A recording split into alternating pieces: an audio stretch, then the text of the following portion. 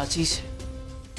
અત્યાર સુધી મેં ઘરમાં બધાને મૂળભૂત ફરજો વિશે શિખામણ આપી છે, પણ આ ફરજો માત્ર ઘરના માણસો માટે જ નથી, બહારના માણસો માટે પણ છે। ધારો કે રસ્તામાં કોઈનો એક્સિડન્ટ થઈ જાય, એને ઈજા થાય, તો એ વ્યક્તિનો પરિવાર જ એને મદદ કરે એવું ના હોય। તમે ત્યાં હો તો તમારે પણ એને મદદ કરવી જોઈએ। જ્યાં સુધી એને સારવાર ના મળે ત્યાં સુધી એની સાથે રહેવું જોઈએ।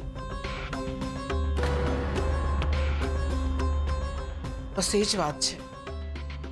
રૂપ માટે સારું કરવાનું, સારું વિચારવાનું, એના હક માટે લડવાનું એ આપણી ફરજ છે। સરગમ, મને તારા પર પૂરો વિશ્વાસ છે કે તું બધું સંભાળી લઈશ। અને શું ખબર, રૂપની મદદ કરતા કરતા મારું અને ધ્વરિતનું જીવન પર પાટા પર આવી જાય।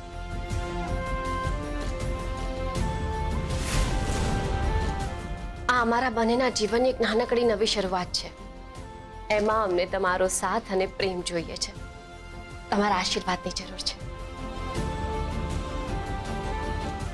સફળ થાઓ ને સુખી થાઓ। બેટા, મારા આશીર્વાદ તો હંમેશા તમારી સાથે જ હોય। મને મારી નાની વહુ પર ખરેખર ખૂબ ગર્વ છે।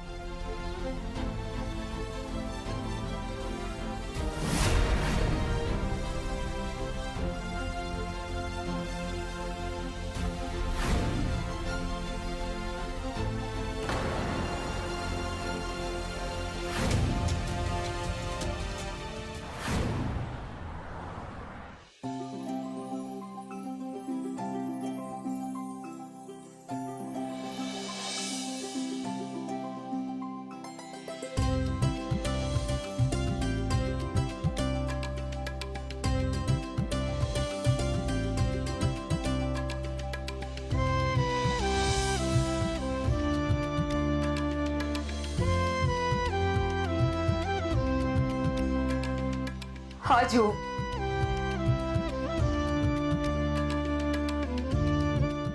હા છે મારું મકાન, જે એક સમયે ઘર હતું।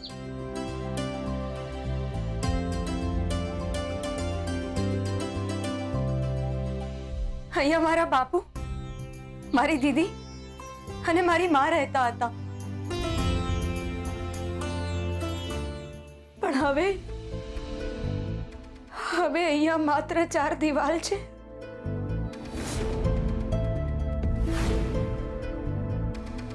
અને 2 કાર છે।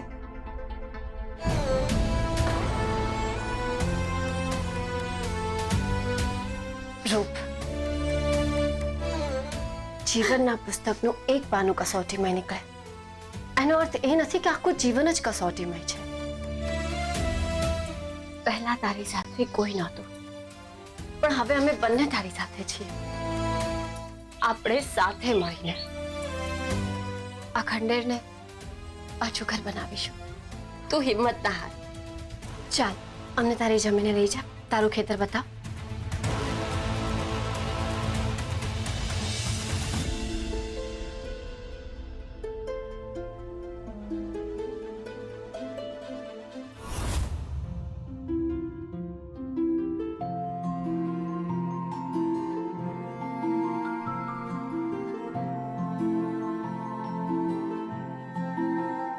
હા, ખેતર છે અમારું। અમારું જીવન આના પર નિર્ભર હતું। અહીંયા અમે ઘઉં, બાજરી અને મકાઈ વાવતા, જેથી આખું વર્ષ અનાજની કોઈ કમી ના પડે। અને એની સાથે સાથે જાત જાતની શાકભાજી પણ વાવતા, જેથી અમારું ગુજરાન ચાલે। બાપુજીના ગયા પછી એકવાર અમે અહીંયા ઘઉં વાવ્યા હતા, અને જ્યારે લણવાનો સમય આવ્યો ત્યારે એ સાવકારે આવીને આ ખેતરમાં આગ લગાડી દીધી। અનાજનો એક પણ દાણો ના બચ્યો, બધા ઘઉં બળી ગયા। એ દિવસે એ આગ માત્ર આ ખેતરમાં જ નહીં પણ અમારા બધાના જીવનમાં પણ લાગી હતી। રૂપ, તું ચિંતા ના કરીશ, હવે અમે તારી સાથે છીએ ને, તો હવે આ ખેતરમાં કંઈ જ નહીં થાય.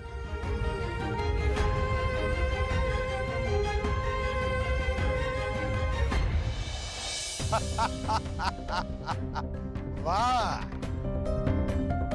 તું અહીંયા સામે ચાલીને સિંહના પંજામાં શિકાર થવા આવી?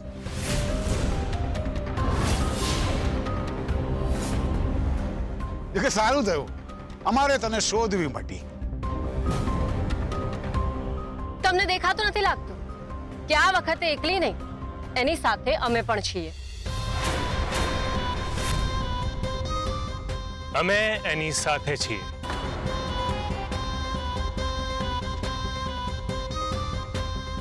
સાથે છો એ સારી વાત છે, પણ તમે કંઈ કરી નહીં શકો એટલે ઉડવાનું બંધ કરો. આ જમીન ગીરવે છે. ગીરવે છે તો શું થયું? અમે એને છોડાવી લઈશું. વર્ષોથી આ જમીન ગીરવે છે. આટલા વર્ષો સુધી મેં એને સાચવી છે, એના પર વાવણી કરી છે.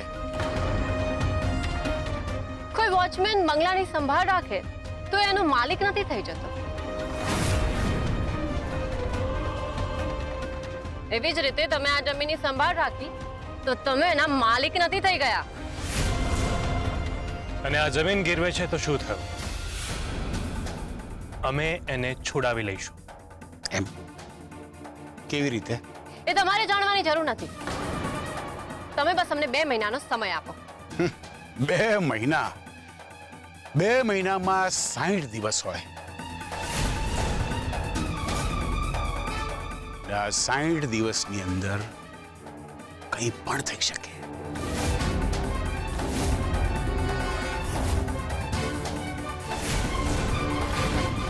એ વાત તો તમારા ઉપર પણ લાગુ પડે છે ને.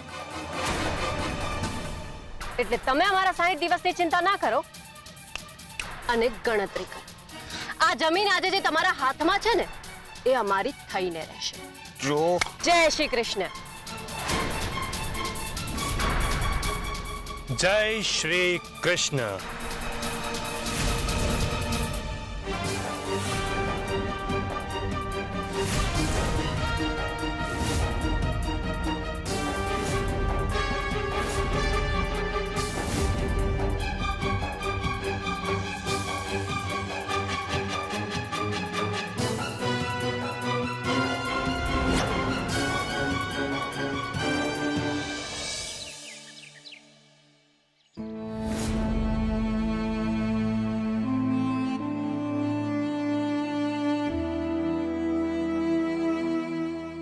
સરગમ, તું અહીંયા?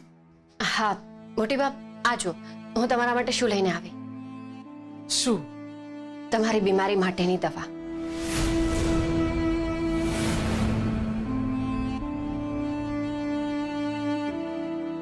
સરગમ, તને પરિણામની ખબર છે ને? પછી ખોટા પ્રયત્નો શું કામ કરે છે બેટા? મોટી બા, જો પ્રયત્ન જ નહીં કરીએ તો પરિણામ ક્યાંથી મળશે? મને પ્રયત્ન તો કરવા દો. મને નથી ખબર કે બહારની બધી દવાઓ અસર કરશે કે નહીં, પણ મારા હાથમાં જે છે એ બધું જ કરવા હું રેડી છું. એટલે મને જે મારા હાથમાં છે એ કરવા દો. બાકી તો પછી બધું કુદરતના હાથમાં જ છે ને. એટલે પ્લીઝ મોટી બા, તમે આ દવા પી લો. મોટી બા, તમને મારા પર ભરોસો તો છે ને? પ્લીઝ.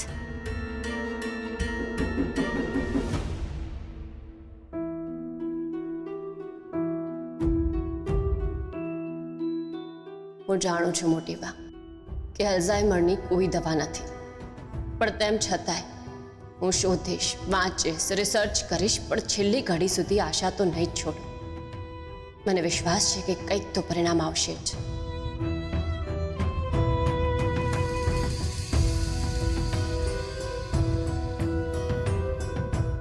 સરગમને પણ કેટલી આશા છે કે હું ઠીક થઈ જઈશ, પણ હકીકતમાં તો એ શક્ય જ નથી.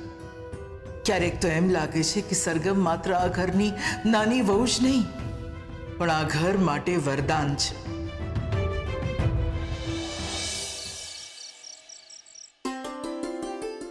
આજે તો હું મારી મા પાસે બેસીને એને મારા હાથથી જમાડીશ અને એની સાથે બહુ જ બધી વાતો પણ કરીશ.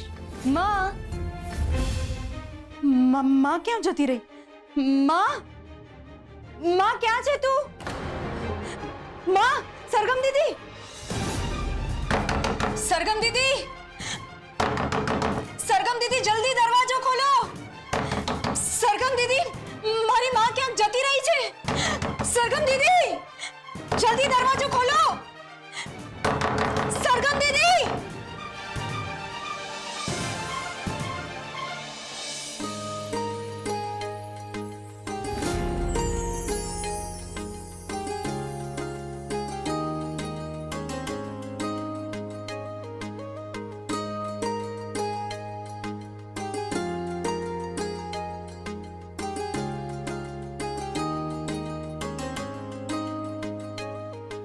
માં, તું? ડન ડન, મેં જ રેડી કર્યા છે તારા મમ્મીને. બોલ, કેવી લાગી સરપ્રાઈઝ? દુનિયાની સૌથી સુંદર સરપ્રાઈઝ છે આ. મારા માટે તો જાણે એક સપનું જ છે. મને ખબર હતી કે તને આ બહુ જ ગમશે. હા દીદી, મારા માટે બહુ જ ખુશીની વાત છે આ. માને આ રીતે જોવી એ કોઈ સપનાથી ઓછું નથી. પણ દીદી, તમે આ બધું મારા માટે કર્યું. તમે આમ પણ મારા માટે બહુ જ બધું કર્યું છે. તમે ત્યાં ગામડે આવ્યા, આખો દિવસ તાપ વેઠ્યો, એના પછી ઘરે આવીને આટલું બધું કામ કર્યું, અને પછી મારી માની સેવા પણ કરી. અને તમે તો આટલા સાફ રહો છો, તો તમને ગંદી ના લાગી? એના વાળ તો કોણ જાણે એને ક્યારે ઓળ્યા હશે. એ કેટલા સમયથી આમની આમ જ છે. તમને એની નજીક જતા તમારા મનમાં જરાય સંકોચ ના આવ્યો? એમાં સંકોચ છે એનો? તો મને એમ કે જ્યારે એક બાળક આવું હોય તો એની માને સંકોચ થાય ખરો? એની નજીક જતા, એની કેર કરતા?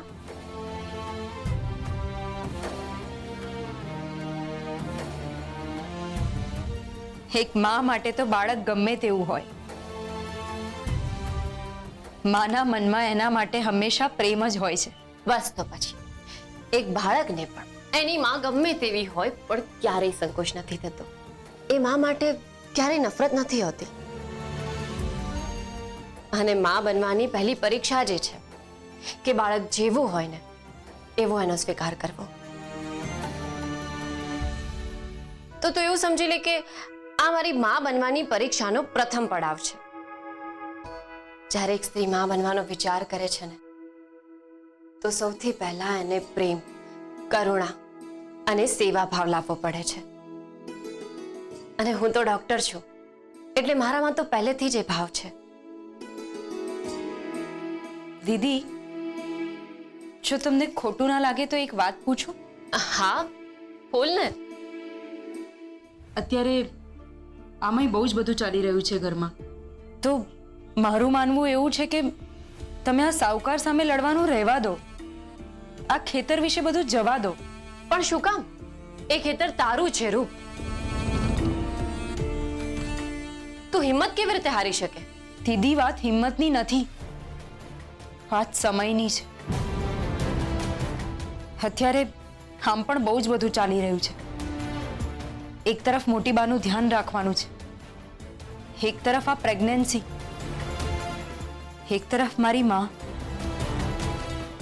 આ બધા સાથે તમે એકલા લડત લડી રહ્યા છો. એવામાં આ સાવકાર અને એના માણસો સાથે એકલા હાથે લડત લડવું એ સહેલું નથી. અને જો એના માણસોએ તમને કંઈ કરી નાખ્યું તો ડરીશ નહીં, મને કંઈ જ નહીં થાય. એ સાહુકારને ખબર નથી કે એક સ્ત્રીની તાકાત શું હોય છે. એ સ્ત્રીને અબળા સમજે છે, પણ જ્યારે મારી સામે આવશે ને ત્યારે એને દેખાડી દઈશ કે એક સ્ત્રી ઈચ્છે તો શું કરી શકે છે. શાહુકારની સામે લડવાથી લઈને તને તારો હક અપાવવા સુધીનો રસ્તો હું પસંદ કરી ચૂકી છું. એટલે હું તને તારો હક તારી માટી અપાવીને જ રહીશ, જેમાં તારો જીવ છે. જે તારો અધિકાર છે તને ચોક્કસ મળશે જ.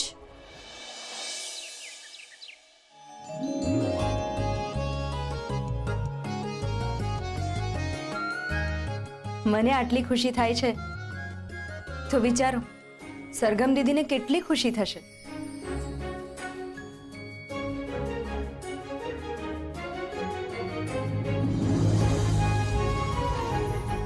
રૂપ,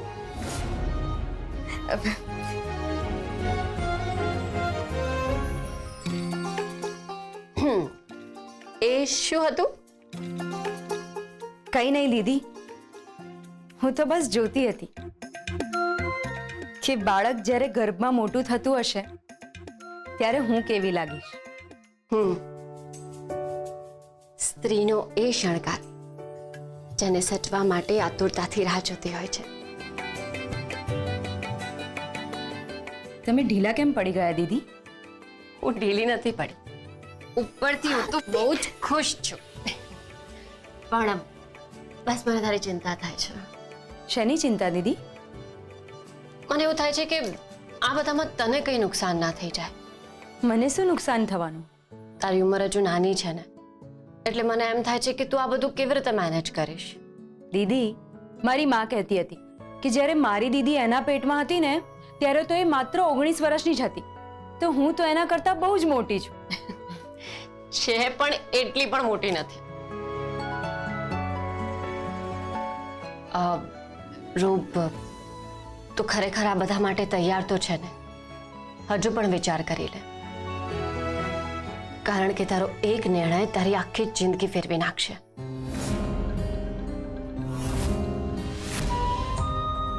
મારી જિંદગી તો મારા નિર્ણયો વગર પણ ફરી જ ચૂકી છે દીદી. તો પણ એકવાર વિચારી લે, તારી આખી જિંદગી બદલાઈ જશે. અને તારા મનમાં કંઈ પણ હોય તો કહી દે, બીકોઝ હજુ આપણે કશું નક્કી નથી કર્યું. મારા મનમાં કોઈ ડર, કોઈ શંકા, કોઈ જ દુઃખ નથી. તમે એમ ના માનશો કે હું આ બધું કોઈ ઉપકાર કે કોઈ દબાણમાં આવીને કરી રહી છું. હું દિલથી ઈચ્છું છું એટલા માટે જ કરી રહી છું. આજે આપણે ડોક્ટર પાસે જવાના છીએ. તારી પાસે હજુ પણ સમય છે.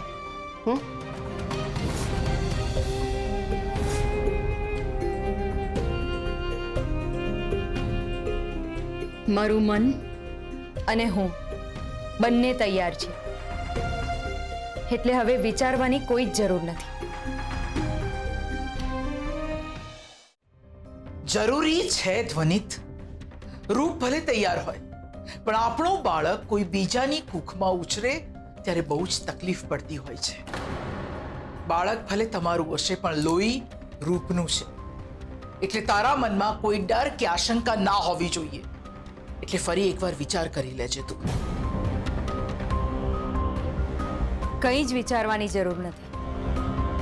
મનમાં કોઈ જ શંકા રાખવાની જરૂર નથી. આગળનો સમય તમારા માટે બહુ જ અઘરો છે, કારણ કે સરોગસી દેખાય છે એટલી સહેલી હોતી નથી.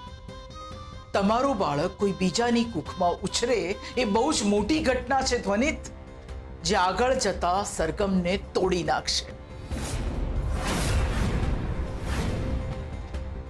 મને માફ કરજે રૂપ, પણ મેં માત્ર સરગમ માટે જ નિર્ણય નથી લીધો, પણ મોટીબા માટે પણ મેં આ નિર્ણય લીધો છે. બંનેની ખુશીઓ મારા માટે જરૂરી છે. જે દિવસે એ બાળક જન્મ લેશે ત્યારે રૂપ સાથે જોડાયેલો એ બાળક સાથેનો નવો સંબંધ પણ જન્મ લેશે. એ સમયે મારી જવાબદારી વધી જશે. હું સરગમ અને રૂપ બંનેને ખુશ રાખી શકું. હું બંનેમાંથી કોઈને તૂટવા નહીં દઉં. હું મોટી બા અને તમારા બંનેમાંથી કોઈને તૂટવા નહીં દઉં. હું તમને અને મોટી બાને બંનેને સાચવી લઈશ. તમે જરાય ચિંતા ના કરશો. ચાલો દીદી, હવે ડોક્ટર પાસે જવા માટે લેટ થાય છે. હા રાજેશભાઈ, તમે મને પેલી નોકરી માટે વાત કરી હતી ને, પણ ઝવેરી એન્ડ સન્સ જ્વેલર્સ છે ને ત્યાં મને નોકરી મળી ગઈ છે. ચિરાગને ત્યાં હા. એ લોકો છે ને બહુ સારા છે. એમનો બિઝનેસ બહુ સરસ રીતે ચાલે છે. પાક્કા નીતિ નિયમો અને સિદ્ધાંતમાં માનવા વાળા છે. હા. તો તારું કામ થઈ ગયું ને, બીજું શું જોઈએ છે? અરે રાજેશભાઈ, વાત જાણે એમ છે ને કે મને 5 લાખ રૂપિયાની જરૂર છે. 5 લાખ? હા. એટલા પૈસાની તને શું જરૂર પડી? રાજેશભાઈ, શું છે ને કે મારે ઘર લેવું છે અને એના માટે ડિપોઝિટ માટે રૂપિયા જોઈએ છે. અને આ નોકરી પર તો મને પૂરો ભરોસો છે કે હું જો સારું કામ કરીશ ને તો આ લોકો મને ત્યાંથી નહીં કાઢે. અને મારે મારી મા પાસે રહેવા માટે પોતાનું ઘર નથી. આ વાત હું મારા પપ્પાને કહી શકું એમ નથી, એટલા માટે આ વાત હું તમને કહી રહ્યો છું રાજેશભાઈ. ઠીક છે, ચાલ હું કંઈક કરું છું. Okay okay Rajeshbhai. અયાન, શું થયું? કેમ તારે આટલા બધા પૈસાની જરૂર છે? કંઈ નહીં ચિરાગભાઈ, એવું કંઈ નથી. ઠીક છે.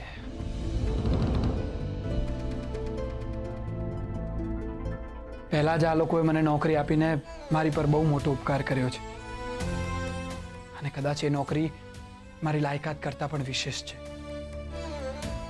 મારા માટે તો મારી ખુશી એ છે કે હું આ નોકરી કરીને એ બધા જ રૂપિયા ભરી દઈશ.